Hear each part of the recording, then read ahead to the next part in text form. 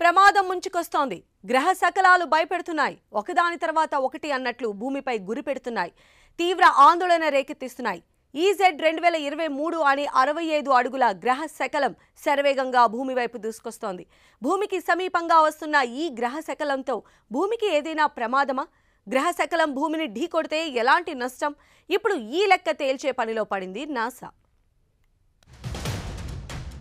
ముంచుకొస్తున్న ముప్పు,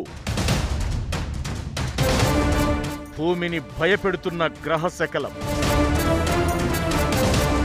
భూమికి అత్యంత సమీపంలో EZ 2023 ఆస్ట్రాయిడ్. విశ్వంలో భూమికి ముప్పు ఉందా అంటే అవి గ్రహ శకలాలతో వచ్చే ప్రమాదాలే అని చెబుతున్నారు శాస్త్రవేత్తలు. నిత్యం వేలాదిగా గ్రహ శకలాలు అనంత విశ్వంలో ఏర్పడుతుంటాయి.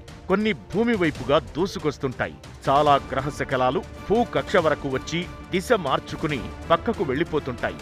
కానీ EZ 2023 అనే గ్రహశకలం మాత్రం భూమినే లక్ష్యంగా చేసుకున్నట్లు మనకు అత్యంత సమీపానికి వచ్చిందని చెబుతోంది నాసా.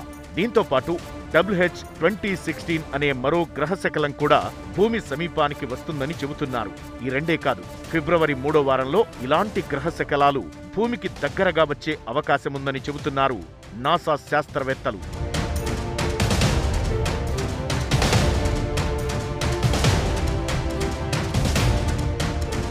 నాసాకు చెందిన జెట్ ప్రొపల్షన్ ల్యాబొరేటరీ IPL గ్రహ శకలాలను చాలా జాగ్రత్తగా గమనిస్తుంటుంది. EZ 2023, WH-2016 అనే రెండు గ్రహ శకలాలు మనకు అత్యంత సమీపంగా వస్తున్నట్లు IPL టెలిస్కోప్ల ద్వారా గుర్తించినట్లు ప్రకటించింది నాసా. 64 అడుగుల వ్యాసార్థం ఉన్న EZ 2023 పరిమాణంలో పెద్దది కాకపోయినప్పటికీ మనకు 70 లక్షల కిలోమీటర్ల దూరం వరకు వచ్చింది. విశ్వంలో ఈ దూరాన్ని చాలా తక్కువగా చెబుతున్నారు.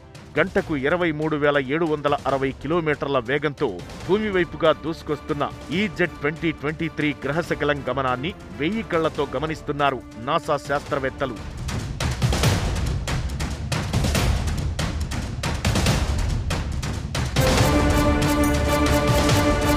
భయపెడుతున్న EZ 2023 భూమికి సమీపంలోకి వస్తే ఏం చెయ్యాలి అన్న విషయంపై శాస్త్రవేత్తలు మల్లగుల్లాలు పడుతున్నారు. పరిమాణంలో చిన్నదే అయినా జనావాసాలు ఉన్న ప్రాంతంపై గ్రహశకలం పడితే ప్రమాదం పెద్దదే అవుతుంది. అందుకే గ్రహశకలం మన వాతావరణంలోకి ప్రవేశిస్తే దాని గమనాన్ని సముద్రం వైపు మళ్లించే అవకాశాలను పరిశీలిస్తున్నారు శాస్త్రవేత్తలు. భూమి దగ్గరకు వచ్చినట్లే వచ్చి దిశ మార్చుకుని మరోవైపు మళ్లితే మనం సేఫ్ అని చెబుతున్నారు శాస్త్రవేత్తలు.